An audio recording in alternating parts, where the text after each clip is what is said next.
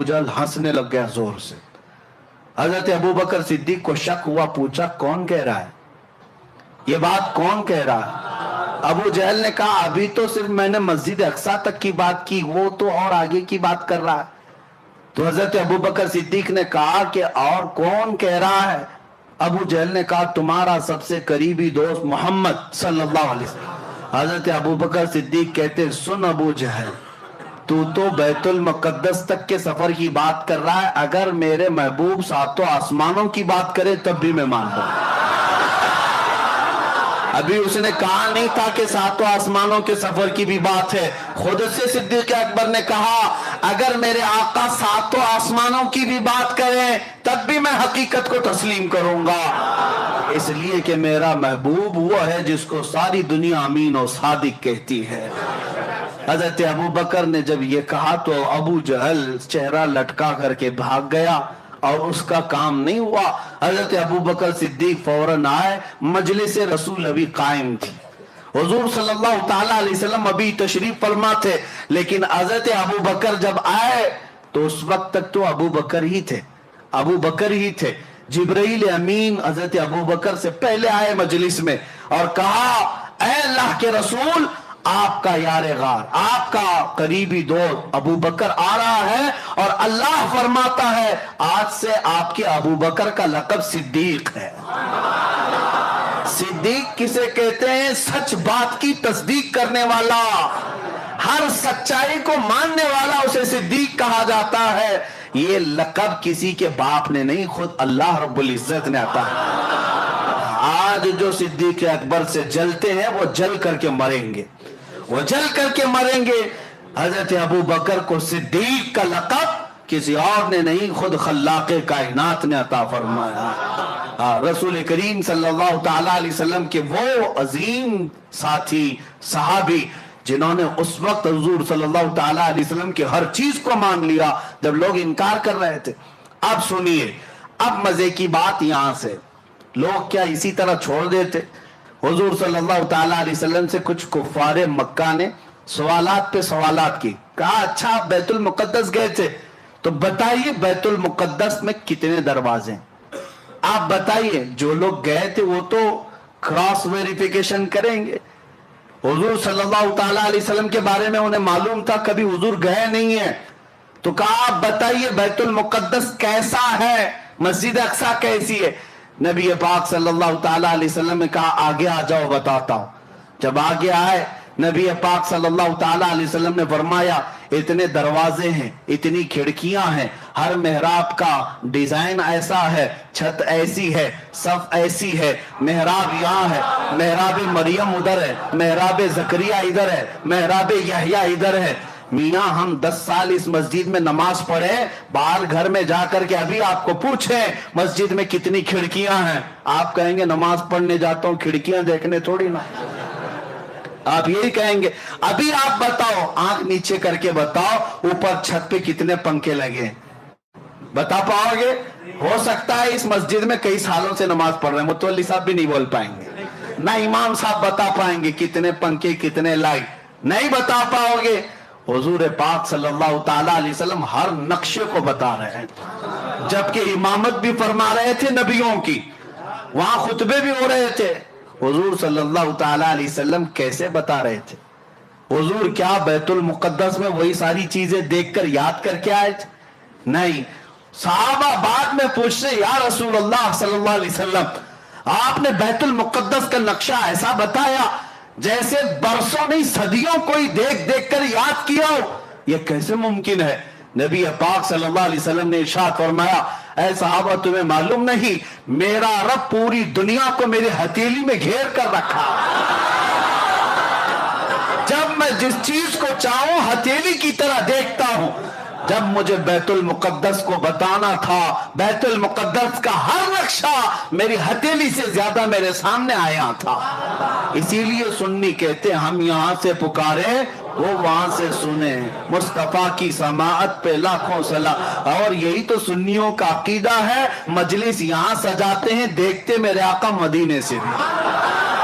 और मैं तो अक्सर मजलिस जिक्र में सबसे पहले ये शेर पढ़ता हूं, ہم اس لیے یہ مجلسیں سجاتے، یہی شعر میں سب سے پہلے پڑھتا ہوں، وہ آئیں گے آتے ہوں گے ابھی آئیں گے، وہ آئیں گے آتے ہوں گے ابھی آئیں گے، یہی سوچ کے ہم نے محفل کو سجا رکھا ہے۔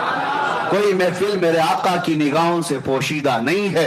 بیت المقدس کا ہر نقشہ ان کو جب بتایا تو کیا کہتے ہیں، اس کے علاوہ جواب کیا تھا؟ دم بخود رہ گئے۔ ایک بات یاد رکھیں، معراج کا واقعہ ایسی کسوٹی ہے، ایسی کسوٹی صرف اس پر ایمان والا ہی اتر سکتا ہے۔ باقی منافق کے سامنے جتنی بھی دلیلیں لاؤ، اس کا چہرہ کالا کا کالا ہی رہے گا۔ نہیں ماننا ہے، نہیں ماننا ہے، نہیں ماننا ہے، نہیں ماننا ہے۔ آپ کو کیا لگتا ہے یہ جتنے باہر سن رہے ہوں گے دور سے، ہم میری ریکارڈنگ سنتے ہیں اور اس کے بعد پھر غلط میسج بھیجتے ہیں، یہ کہاں سے ثابت، وہ کہاں سے ثابت؟ ہم تو یہی کہتے ہیں الحمدللہ ہمارے نصیب سے ثابت ہے۔ مصطفیٰ کی محبت کا چشمہ لگاؤ، سب اجلا ہی دکھے گا۔ اور تم نے پہلے سے منافقت کا لال چشمہ پہنا ہے، اجلے کو بھی دیکھو گے لال ہی دکھے گا۔ چشمہ اتارو، غلطی چشمے کی ہے، جیسا چشمہ لگاؤ گے ویسا نظر آئے گا۔ اعلیٰ حضرت کی نظروں سے دیکھو، غریب نواز کی نظروں سے دیکھو، میرے آقا کو دیکھنا ہے غوث اعظم کی نظروں سے دیکھو، اور کتوں کی نظروں سے دیکھو گے، منافقین کی نظروں سے دیکھو گے، میرے آقا کیسے نظر آئیں گے؟ اور تم جو بھونکتے ہو نبی امتیوں کے برابر تھے، تو تم ابو جہل کا چشمہ لگائے ہو، ابو جہل کو ویسی نظر آتے تھے۔ ابو لہب کا چشمہ لگائے ہو، تمہیں وہ سارے چشمے مبارک، ہمیں صدیق اکبر کی آنکھیں مبارک۔ ہاں، حسان بن ثابت کی نظروں سے دیکھو، پھر دنیا پکار کر کہے گی وَأَحْسَنُ مِنْكَ لَمْ تَرَ قَطُّ عَيْنِي وَأَجْمَلُ مِنْكَ لَمْ تَلِدِ النِّسَاءُ۔ یا رسول اللہ، آپ سے زیادہ حسین میری آنکھوں نے دیکھا ہی نہیں، آپ سے زیادہ خوبصورت کسی ماں نے جنا ہی نہیں۔ میرے عزیزوں، دیکھنے کے لیے نظروں کی بھی بات ہے۔ کیا میں یہ جھوٹ بات کہہ رہا ہوں؟ چشمہ جیسا لگاؤ گے ویسا لگے گا۔ کوئی بیچارے کالا چشمہ دن میں لگا کر کیا اور کہتے اتنی جلدی رات ہو گئی، جبکہ دوپہر کے 12 بج رہے تھے۔ قصور سورج کا نہیں تھا، قصور ان کے چشمے کا تھا۔ چشمہ کالا اتارو، سورج صاف نظر آئے گا۔ اسی لیے میرے آقا کو دیکھنا ہو تو یہ بغض کا چشمہ اتارو، بریلی کا چشمہ لگاؤ، عشق مصطفیٰ کا چشمہ لگاؤ، پھر دیکھو مقام مصطفیٰ نظر آئے گا۔ تم ادھر ادھر کی کہتے رہو کہ حضور کو یہ نظر نہیں آتا، وہ نظر نہیں آتا، یہ سب تمہارے چشمے کا قصور ہے۔ بریلی کا چشمہ لگاتے ہی زبان کہنے لگتی ہے سرور کہوں کہ مالک و مولا کہوں، باغ خلیل کا گل زیبا کہوں تجھے، حیران ہوں میرے شاہ میں کیا کیا کہوں تجھے، لیکن رضا نے ختم سخن اس پہ کر دیا، خالق کا بندہ خلق کا۔ نظروں کی بات ہے، نظروں کی بات ہے، منکرین کا کوئی علاج نہیں ہے میرے عزیزوں۔ ہاں، شیخ سعدی رحمت اللہ علیہ فرماتے ہیں حاسد کا علاج کیا ہے، حسد کرنے والے کا علاج کیا ہے؟ شیخ سعدی سے پوچھا گیا، سب کا علاج کچھ نہ کچھ ہے، کوئی دوا ہے، کوئی نسخہ ہے، کوئی تربیت ہے۔ شیخ سعدی سے پوچھا گیا حاسد کا علاج کیا ہے؟ فرماتے حاسد کا علاج یہ کہ مر جائے، موت ہی علاج ہے، مرنے سے پہلے تک وہ سدھرے گا نہیں۔ ہاں، موت علاج ہے، اس سے پہلے اس عادت سے چھٹکارا ممکن نہیں ہے۔ اب سنو، حضور پاک صلی اللہ تعالی علیہ وسلم نے بیت المقدس کے پورے مناظر بتا دی۔ اب مکہ کے کچھ کفار آئے اور کہا اچھا آپ بیت المقدس تک گئے، کہاں سے گئے؟ مسجد حرم سے بیت المقدس تک گئے۔ اب سنیے، ان لوگوں نے کہا کچھ ہمارے عرب کے قافلے بھی اس سفر پہ گئے ہیں، اس راستے سے کچھ قافلے بھی گئے ہیں۔ اب محمد عربی صلی اللہ علیہ وسلم آپ بتائیے کیا ان قافلوں میں سے کوئی قافلہ آپ کو نظر آیا؟ حضور پاک صلی اللہ علیہ وسلم نے فرمایا ہر قافلہ نظر آیا۔ فرماتے 3 قافلے گئے ہیں تمہارے یہاں سے، 3 قافلوں میں کون ہے، کتنے لوگ ہیں، وہ بھی حضور بتانے لگے۔ فرماتے ہیں میں جب مقام روحا میں تھا تب پہلا قافلہ تمہارا ملا، پہلا قافلہ، اور حضور بتاتے ہیں اس کے ساتھ کیا کیا ہوا۔ تمہارا وہ قافلہ چل رہا تھا، ادھر ہی جا رہا تھا فلسطین کی طرف، لیکن ان کا ایک اونٹ گم ہو گیا تھا، उनका एक ऊंट गुम हो गया और वो काफिला रुक गया था, और मुझे पानी के लिए प्यास लगी। मैं उतरा बुराक की सवारी से और उस ऊंट के कजावे में देखा पानी पड़ा हुआ था, और मैं वो पानी उठाकर पी लिया। इन जालिमों को जो कहते हुजूर को ख्वाब में मेराज हुई थी, पूछो हुजूर ख्वाब में पानी पिए थे? हाँ, हुजूर सल्लल्लाहु अलैहि वसल्लम फरमा रहे हैं उस काफिले का पानी, जो ऊंट गुम हुआ था उसके पालान में पानी रखा था, मैंने पानी पिया। इतने में ढूंढते ढूंढते उस काफिले का एक आदमी आ गया ऊंट के पास, तो मैंने जोर से सलाम भी किया उस आदमी को। उस आदमी ने कहा ये तो मोहम्मद की आवाज है।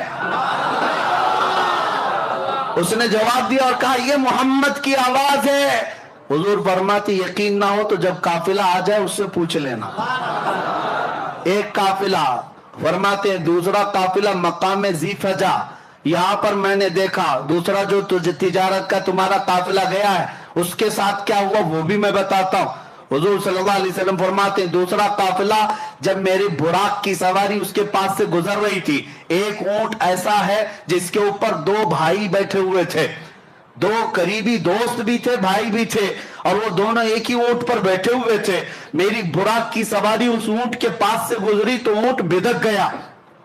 ऊंट जो है बिजली की तेजी की तरह देखकर बिदक गया, जिसकी वजह से वो दोनों ऊंट के नीचे गिर पड़े। एक का पैर टूट गया, एक का हाथ टूट गया है। हुजूर ने फरमाया और उन्होंने मरहम पट्टी की हुई है, यकीन ना हो तो काफिला जब आ जाए तब पूछ लेना। ये भी बताया। उसके बाद हुजूर सल्लल्लाहु ताला अलैहि वसल्लम ने फरमाया तीसरा काफिला मक्का में तलवीन में था। मक्का के कुफार ने कहा उसका भी कुछ बताइए, वो क्या था? हुजूर सल्लल्लाहु अलैहि वसल्लम फरमाते हैं उस काफिले में सबसे आगे एक लाल धारी वाला ऊंट चल रहा है और सबसे आगे उसके पीछे काली धारी वाला ऊंट, और पूरे सफर में यही दो ऊंट सारे ऊंटों की लीडिंग कर रहे थे, क़यादत कर रहे थे। और यकीन ना हो तो पूछ लेना इन दो ऊंटों के अलावा क़यादत में उनके पास कोई ऊंट नहीं था। ये सबसे अच्छे ऊंट थे, इस पर सवारी करते हुए जा रहे थे। मक्का के कुफार इतनी रोशन बातें सुन रहे हैं, ये कोई कहानी तो नहीं हो सकती। और जाहिर सी बात है क्रॉस वेरिफिकेशन करने के लिए वहां मौजूद है, अभी वक्त है। नबी पाक सल्लल्लाहु ताला अलैहि वसल्लम ने फरमा दिया तो क्या ये इसी तरह की बातें थी? हाँ, सेटिंग वाली बातें तो नहीं है किसी बाबा की कि पहले से सारी सेटिंग कर ले।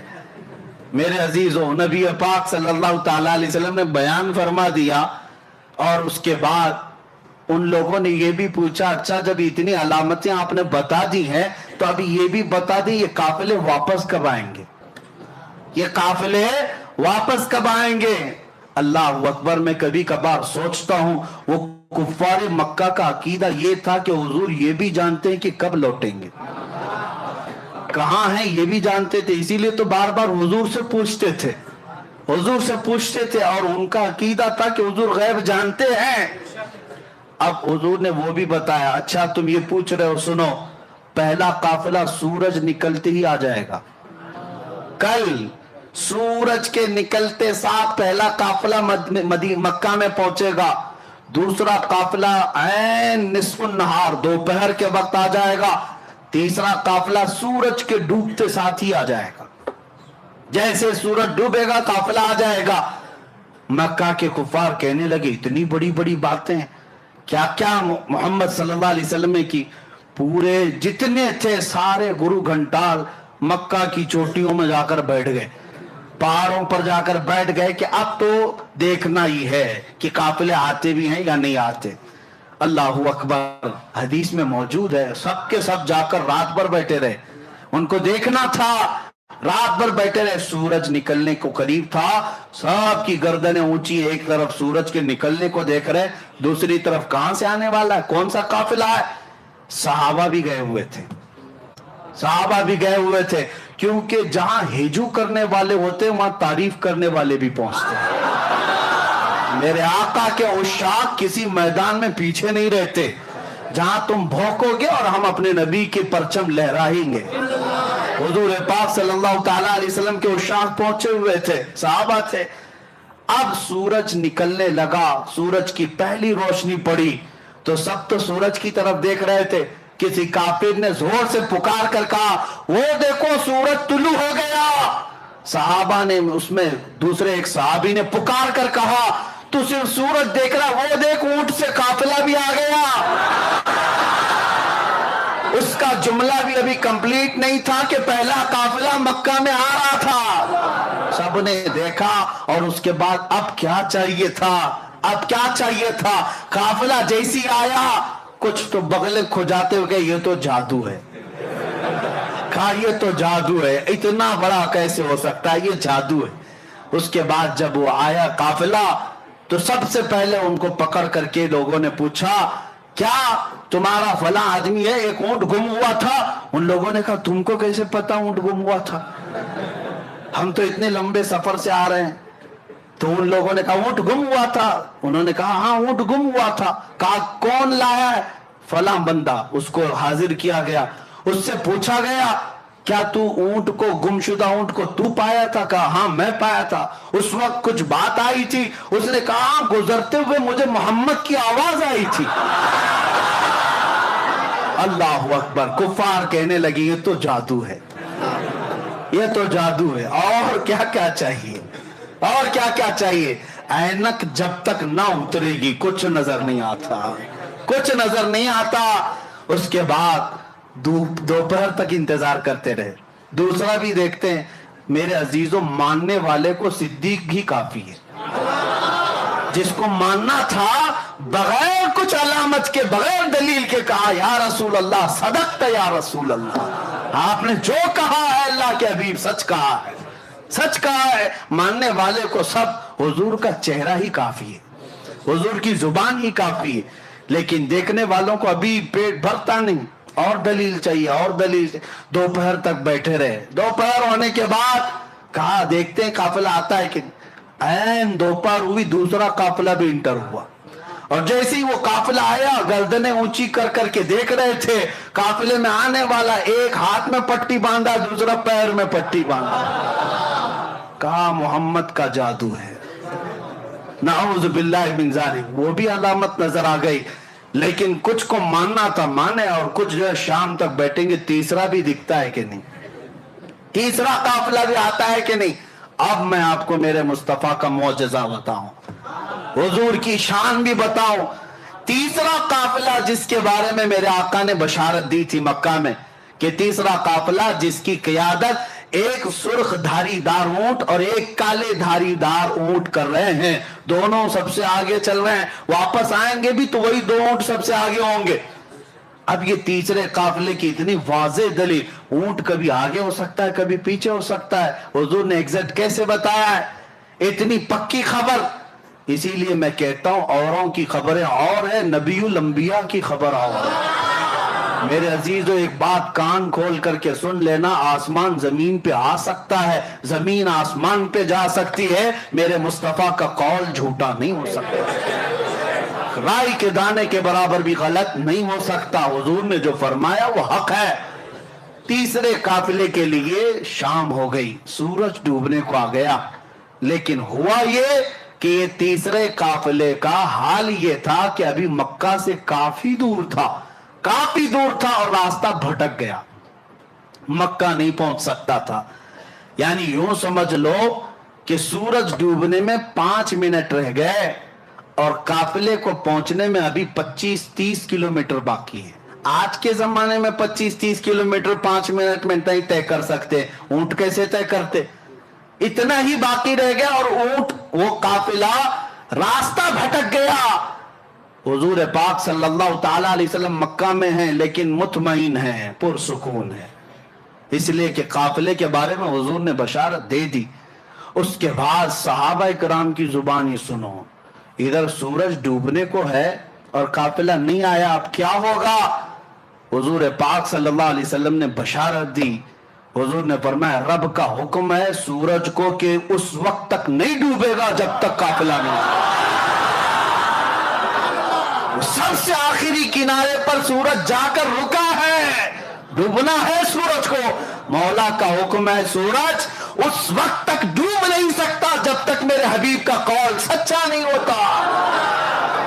وہ رب ذوالجلال ہے. اسی کو اعلیٰ حضرت فرماتے ہیں دو عالم کی رضا چاہتے ہیں, خدا کی رضا چاہتے ہیں دو عالم, خدا چاہتا ہے رضا محمد.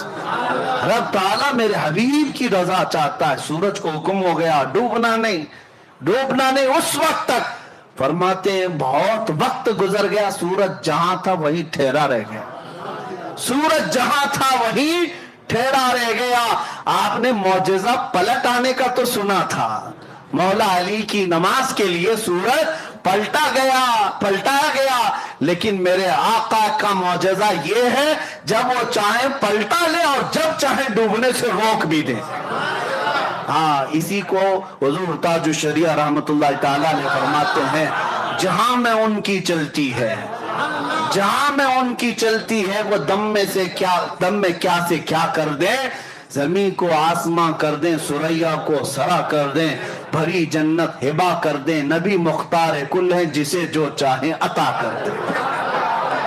میرے عزیزوں, سورج ڈوبنے سے پہلے جب آخری قطرہ سورج کا باقی تھا ویسے ہی قافلہ مکہ میں نمودار ہو رہا تھا. اب مکہ کے کفار نے کہا اب اس قافلے والوں کو دیکھنے کی بھی ضرورت نہیں, پوچھنے کی بھی ضرورت نہیں, دو قافلوں میں جو ہوا وہی یہاں پر بھی ہوگا. جادو ہے, جادو ہے. جس کو ماننا تھا وہ مان کر چلے گئے, اور جنہیں انکار کرنا تھا وہ انکار کرتے رہے. اور میں آپ کو بتاتا ہوں ہماری ایسی ہزاروں تقریریں ہوتی رہیں گی, ہم سے اچھے اچھے علماء بڑے بڑے فقہاء بیان کرتے رہیں گے, لیکن میں جانتا ہوں ہمارے سنیوں کو آیت جب پڑھتے ہیں تبھی پورا معراج کا واقعہ معلوم ہے. جب خطیب کہتا ہے سبحان الذی اسری بعبدہ, آیت پتہ ہے نا, سبحان الذی اسری بعبدہ, جیسی خطیب یہ آیت پڑھتا ہے ہر سنی کو پتہ ہے معراج کا پورا واقعہ بیان ہوگا. لیکن ہماری ہزاروں تقریریں ہو جائیں, کچھ لوگوں کو نہیں سمجھنا, نہیں سمجھیں گے, چاہے ان کو آیتیں پڑھو چاہے حدیثیں پڑھو, ان کو نہیں ماننا ہے. کیوں؟ کالا چشمہ جو لگا ہوا ہے. اللہ کرے کہ وہ چشمہ اتر جائے اور عشق مصطفیٰ کا چشمہ لگا ہے. ہاں میرے عزیزو, یہ چشمے کی بات نہیں کر رہا ہوں, وہ چشمہ ہی کچھ اور ہے. اب سنیے بات میں یہ کہہ رہا تھا, اب اتنا ہی نہیں, اب ایک اور عظیم نقطہ میں بتاؤں. ابو سفیان ابھی ایمان لائے ہوئے نہیں تھے, کافروں میں, یہ روم گئے تھے, ملک روم, وہاں کا بادشاہ عیسائی تھا, عیسائی بادشاہ ہے, اور اس کے دربار میں ابو سفیان کیا شکایتیں لے کر گئے تھے. اس وقت مکہ کے صحابہ اور حضور کے خلاف بہت سارے سوالات وہ وہاں کا عظیم الروم جس کو کہتے ہیں اس نے پوچھتا تھا حضور صلی اللہ علیہ وسلم کے بارے میں. ابو سفیان کو سوال کرتا تھا, پہلے وہ جس محمد کی تم برائی کر رہے ہو پہلے مجھے کچھ سوالوں کے جواب دے دو. پہلے یہ بتاؤ کیا وہ بادشاہوں کے خاندان میں ہے یا اپنے علاقے کے سب سے شریف خاندان میں؟ ابو سفیان کہتے میں چاہتا تو جھوٹ بولتا, لیکن وہاں صحابہ بھی تھے, سب لوگ کہتے کہ جھوٹا آدمی ہے, اور میں جھوٹا ہونا پسند نہیں کرتا تھا. کافر اس وقت کفار مکہ میں سے کہا کہ نہیں وہ بادشاہوں کے خاندان میں تو نہیں, لیکن مکہ کے سب سے شریف خاندان قریش میں. پھر بادشاہ نے پوچھا ان کے ماننے والے غریب ہیں کہ امیر ہیں؟ تو ابو سفیان نے کہا ان کے ماننے والے غریب ہیں.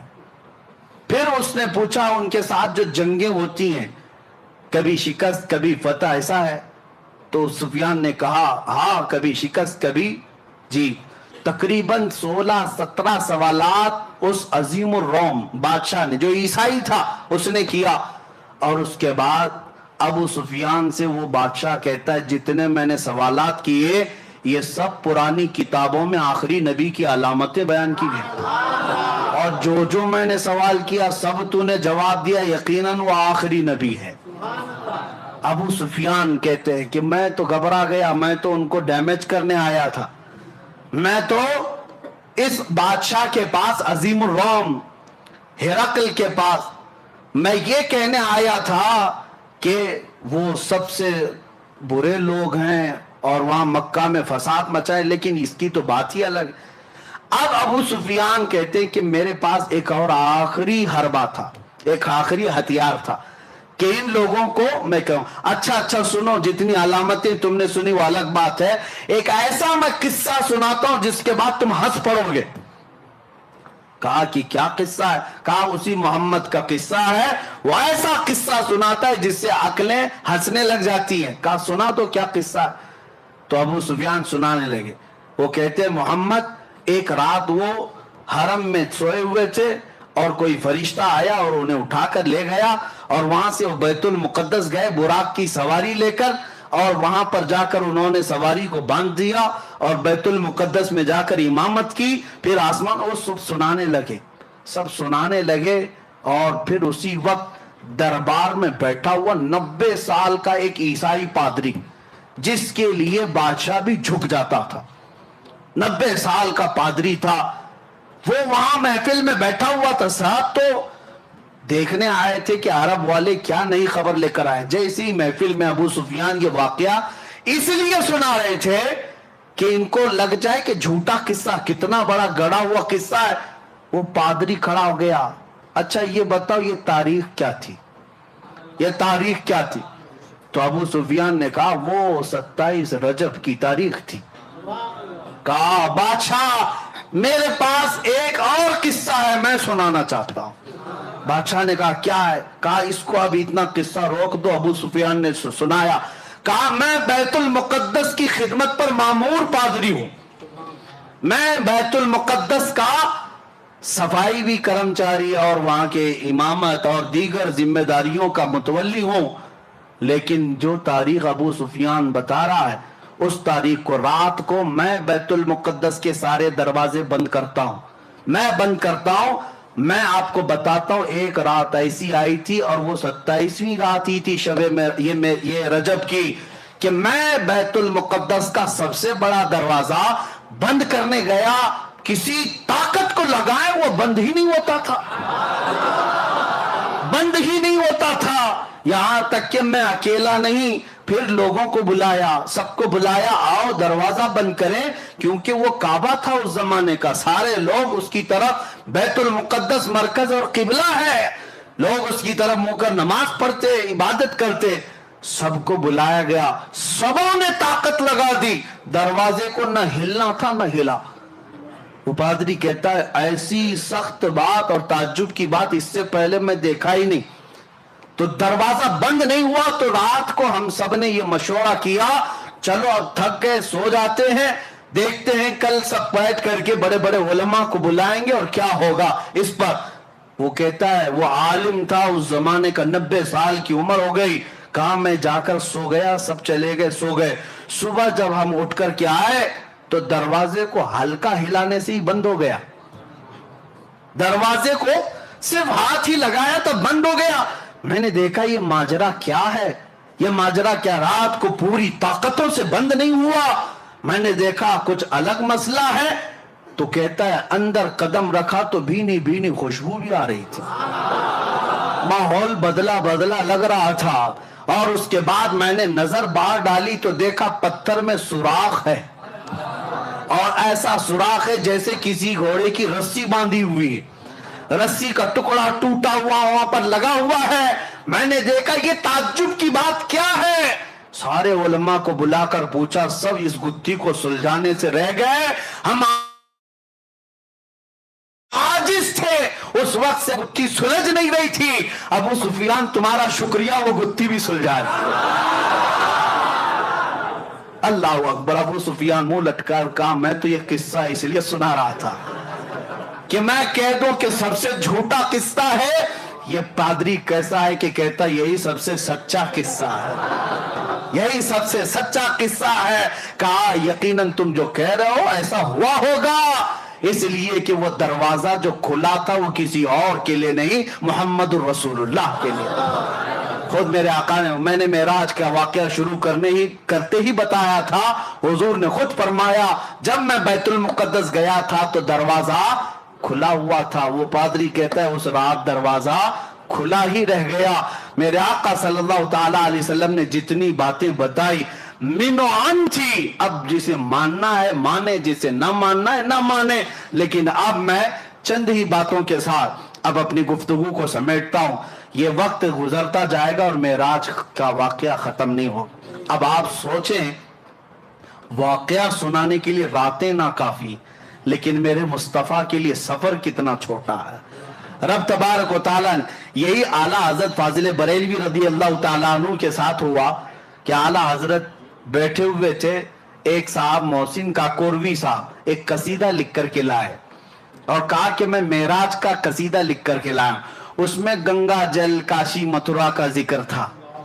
تشبیہ دینے کے لیے شاعر کرتے ہیں، کبھی جو ہے محبوب کو لیلا کہتے ہیں، کبھی اپنے حبیب کو مجنوں کہتے ہیں۔ سب لیلا مجنوں ہوتے نہیں، لیکن نام دیے جاتے ہیں شاعر۔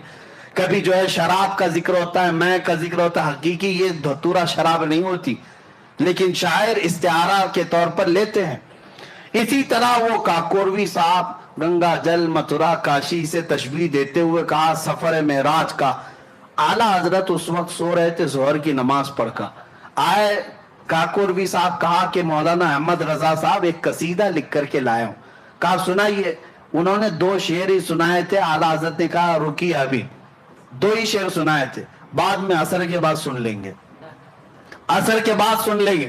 اعلیٰ حضرت اعلیٰ ایمان والے، اعلیٰ حضرت جب حضور کو کسی بات سے تشبیہ بھی دیتے تھے نا تو وہ بڑے اعلیٰ قسم سے، کسی نے کہا، اعلیٰ حضرت نے لکھا ہے کہ حضور پاک صلی اللہ تعالیٰ علیہ وسلم کے کپڑے میلے ہو گئے تھے، یعنی گرد و غبار لگتی ہے تو کیا کہتے ہیں؟ میلے ہو گئے۔ اعلیٰ حضرت نے فرمایا خبردار خبردار، نبی پاک صلی اللہ علیہ وسلم کے کپڑوں کو میلا نہ کہیں، وہ میلے نہیں ہوتے۔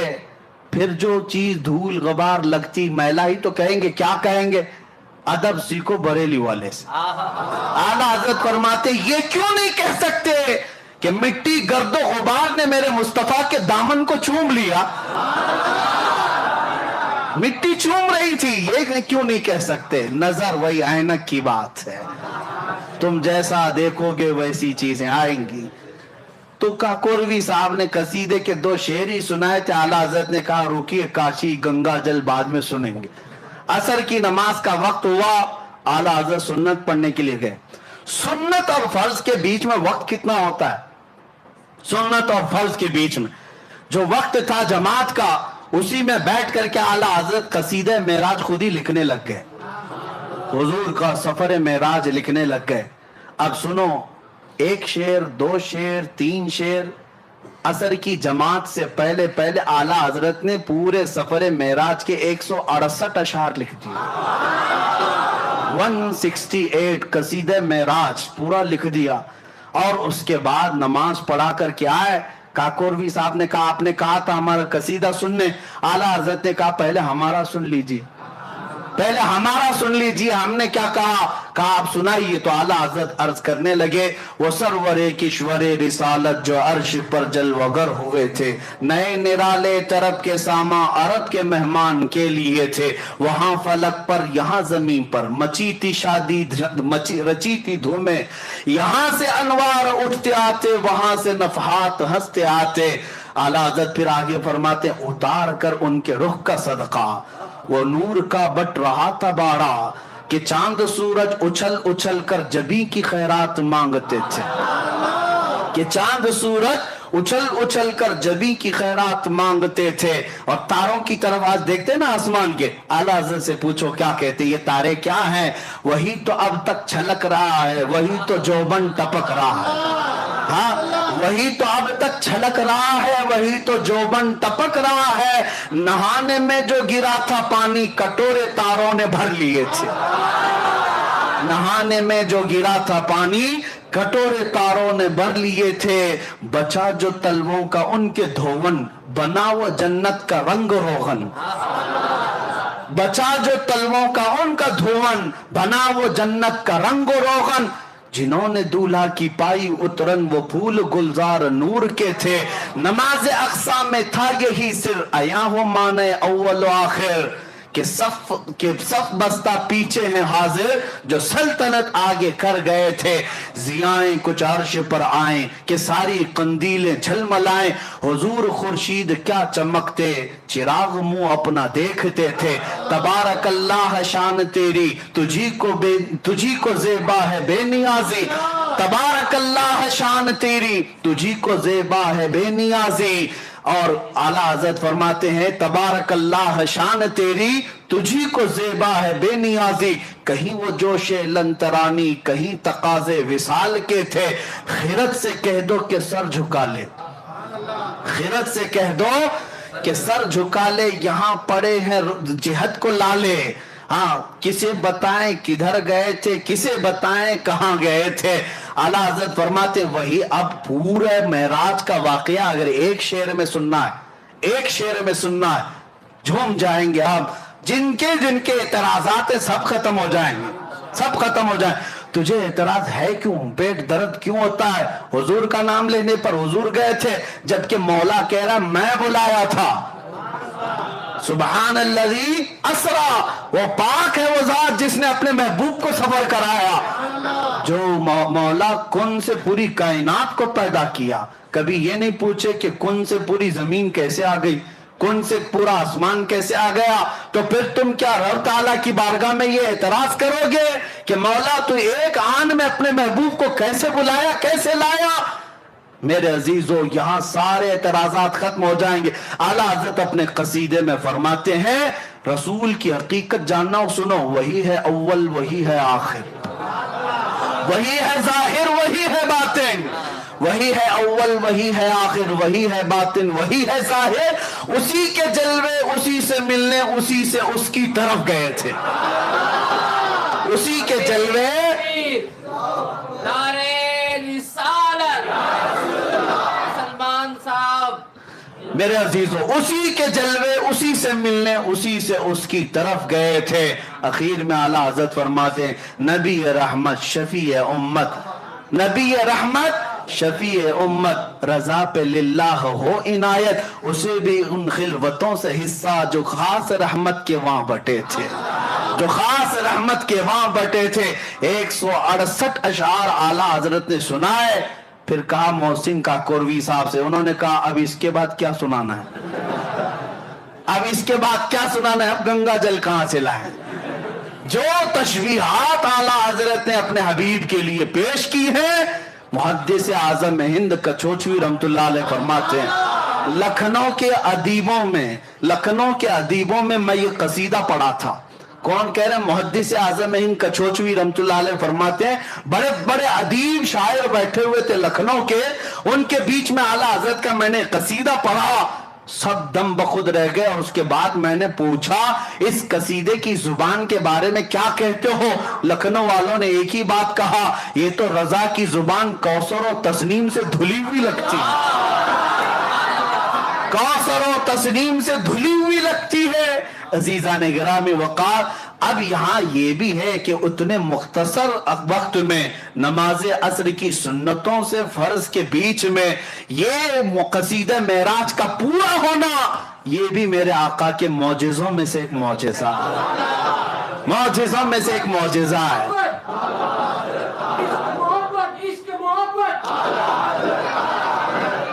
नारे तकबीर, नारे रिसालत, नारे तकबीर, नारे रिसालत। अब हम आते हैं साइंस की तरफ। साइंस क्या क्या एतराजात करता है, क्योंकि अब के जमाने के लोग हर थ्योरी को साइंस पर परख कर ही देखना चाहते हैं। साइंस का हाल ये है, ये हवा से खमसा जो 5 चीजें, सुनने की ताकत, देखने की ताकत, चखने की ताकत, सूंघने की ताकत और पकड़ने की ताकत, ये 5 चीजें, इनको हवा से खमसा कहते हैं। इन पांचों के सामने जो चीज है साइंस उसी को मानती है, उसके अलावा नहीं मानती। अकल इनकी सिर्फ ये 5 चीजों के बीच में ये है, यानी चीज कोई भी आप बताओ साइंस को, उनका कहना या तो वो पकड़ने में आना चाहिए, या तो देखने में आना चाहिए, या सुनने में आना चाहिए, या सूंघने में आना चाहिए, या चखने में आना चाहिए। इनमें से कोई चीज हो तो वो चीज है, नहीं तो चीज ही नहीं, साइंस के नजरिए है। लेकिन अब वाक़े मेराज न पकड़ने में आएगा, ना सूंघने में आएगा, ना चखने में आएगा। अब अभी अगर सुनना चाहे तो सुनने में भी नहीं आएगा। कैसे? अब इस साइंस के एतबार से वो कहते हैं नामुमकिन है, नामुमकिन है। मेरे अजीजों, मैं आपको बताता हूं, साइंस पहले कुछ चीजें इजाद करती है और उसके बाद फिर खुद ही इनकार भी करती है। उनके नजरिए बदलते जाते हैं। पहले डार्विन का नजरिया था कि इंसान बंदर से पैदा हुआ, हाँ वो बेचारे चले गए, उसके बाद लोग बदलते गए नजरिए। हाँ वो रहे होंगे, हम तो नहीं। बंदर तरक्की करते करते इंसान बन गया, और जो बाकी बच्चे हैं बंदर, उनका क्या कसूर है? वो कब बनेंगे? हम तो उनका भी इंतजार कर रहे हैं, उनमें भी कोई बाबू आ जाए। बंदर तरक्की करते करते इंसान बन गए, डार्विन का नजरिया था, लेकिन बाद में इस नजरिए का इनकार हो गया, और उसके बाद कई नजरिए आते रहे। और फिर ये 20वीं सदी के शुरू में 1906 में गालिबन अल्बर्ट आइंस्टाइन ने कई नजरिए पेश किए। बड़ा साइंटिस्ट है और उसके पीछे पूरी दुनिया आज भी भागती है, और उनको ऐसा लगता है वो जो बता दे वही समय है। धोखा भी हो सकता है, और हर तरक्की के बाद पिछली चीजें छोड़ दी जाती हैं। जैसे जैसे दुनिया तरक्की करती जाती है, नई नई इजादात मालूम होती। पहले दुनिया ये कहती थी कुछ चीजें ऐसी हैं जो नहीं दिखती तो उसको मानना भी नहीं है, जो नहीं दिखती उसको मानना भी नहीं। बाद में फिर साइंस ने जब टेलीस्कोप पैदा किया, दूर देखने वाली चीजें, माइक्रोस्कोप पैदा किया, खुर्दबीन और दूरबीन जिसको कहते हैं, और उसके बाद माइक्रोवेव डिटेक्टर जो शुआओं को भी गिरफ्तार करके लोगों के यानी दिखा सकता है। तो ये सब जब मशीनें पैदा होने लगी तो साइंस कहने लगा कुछ और भी चीजें हैं दुनिया में, यानी सितारों से आगे जहां और भी है। अब मानने लगे और आगे बढ़ने लगे। और उसके बाद मैं कहता हूं अकल के अंधों को, जो मेरे आका सल्लल्लाहु अलैहि वसल्लम के मेराज के सफर के मुनकिर हैं, हुजूर को ये सफर क्यों दिया गया था? ये साइंस के लिए ही है।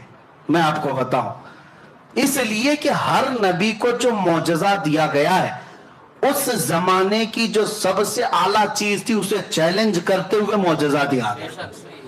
उस जमाने के जो लोग सबसे बड़े तरक्की याफ्ता होते थे, उनको चैलेंज करने के लिए नबी को मौजज़ा दिया जाता था। मूसा अलैहिस्सलाम के जमाने में जादू अपने उरूज पर था।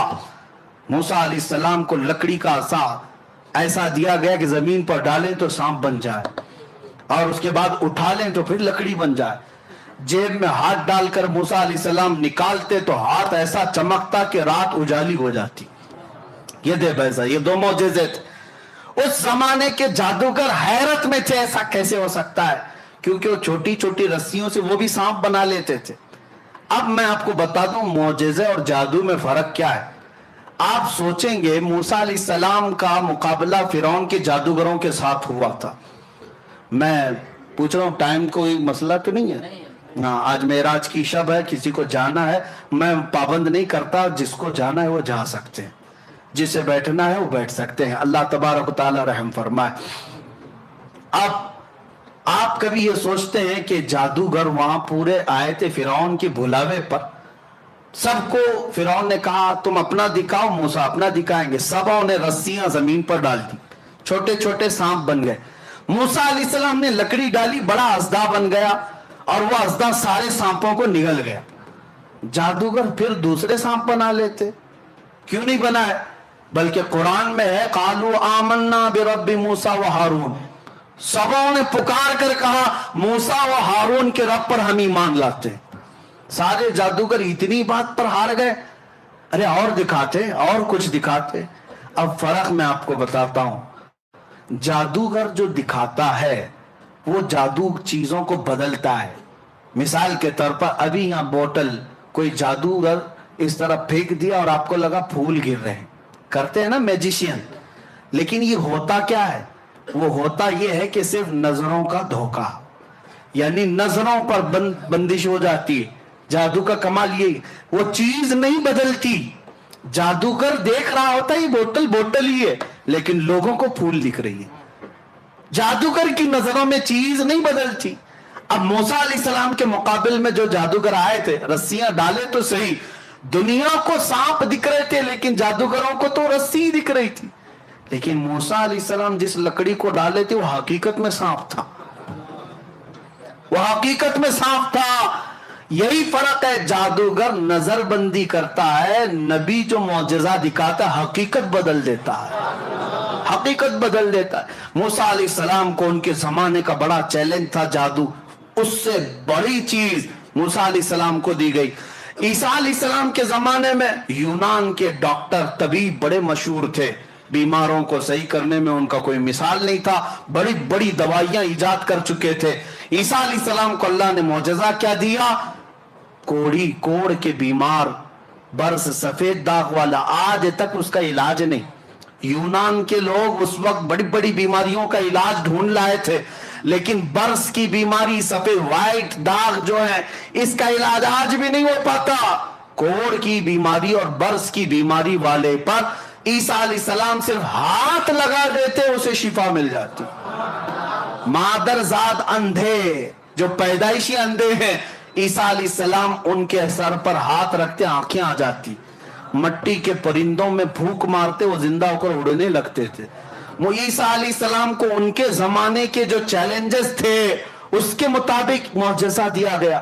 داؤد علیہ السلام کا زمانہ تھا, لوگ لوہے کی چیزیں بناتے تھے, الگ الگ نقشے بناتے.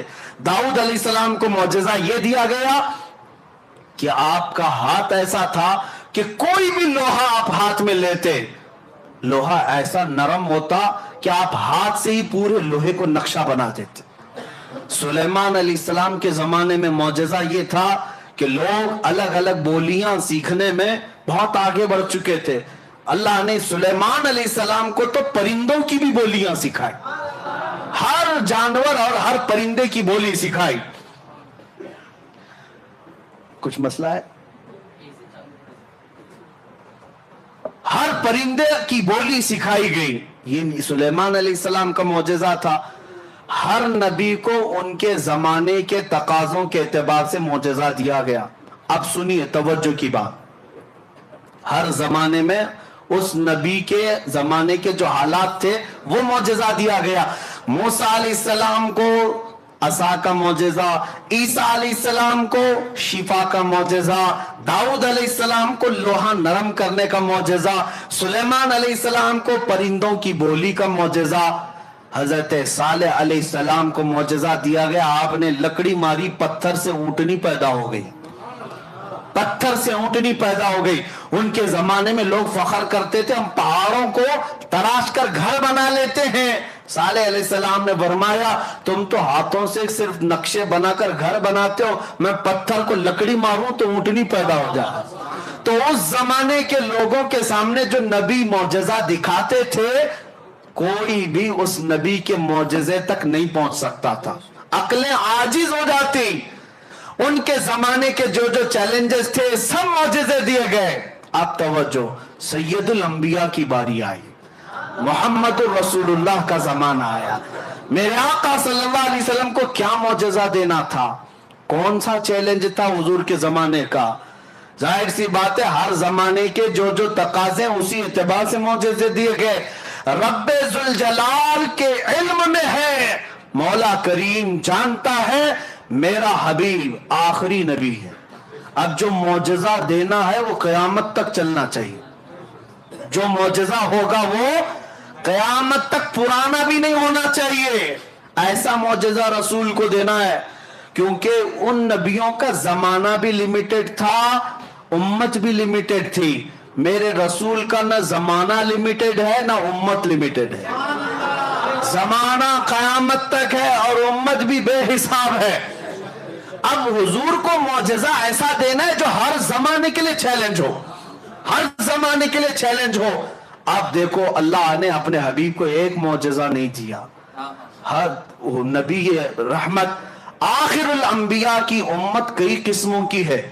اس میں امریکہ والے بھی ہوں گے, افریقہ والے بھی ہوں گے, ہندوستان والے بھی ہوں گے, پاکستان والے بھی ہوں گے, عرب والے بھی ہوں گے, سب ہوں گے. سب کی طبیعتیں بھی الگ, سب کے خیالات بھی الگ, سب کی ترقیاں الگ, سب کا علم الگ, لیکن ہیں سب آخر الانبیاء کی امتی. اب معجزہ ایسا دینا ہے رسول کو جو قیامت تک چلنا ہے. اب رسول کو پہلا معجزہ دیا گیا قرآن عظیم. یہ معجزہ قرآن ایک میرے آقا کا معجزہ ہے.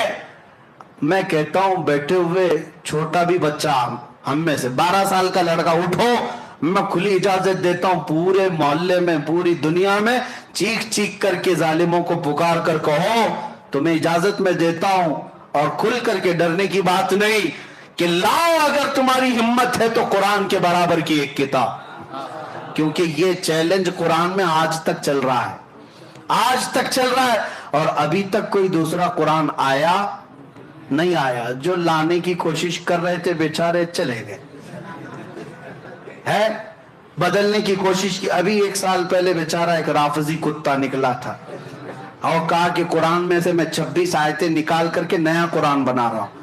وہ پتہ نہیں کہاں ہے، قرآن کہاں گیا اس کا اور وہ کہاں گیا پتہ نہیں، نام بھی بدل گیا، دھرم بھی بدل گیا، بیوی بھی بھاگ گئی، بچے بھی بھاگ گئے، اور کہیں سڑک پر پڑے رہ گئے۔ اور اسی کو اعلیٰ حضرت نے سمجھایا تھا، یا رسول اللہ جو تیرے در سے یار پھرتے ہیں، جو تیرے در سے یار پھرتے ہیں، در بدر یوں ہی خار پھرتے ہیں۔ حضور کو چھوڑا تو در در کی ٹھوکریں، بیچارے کسی کے ہاں گئے تھے کچھ ٹکڑے حاصل کرنے کے لیے، لیکن ان لوگوں نے تو ہڈیاں بھی نہیں ڈالی، ہڈیاں بھی نہیں ڈالی، اور وہاں تو ہڈیوں کا تصور ہی نہیں ہے، ملتا تو کیا ملتا، ہاں سوکھا ویج ملتا، لیکن وہ بھی نہیں ملا، وہ بھی نہیں ملا، اور بعد میں آ گئے بیچارے۔ اب پکار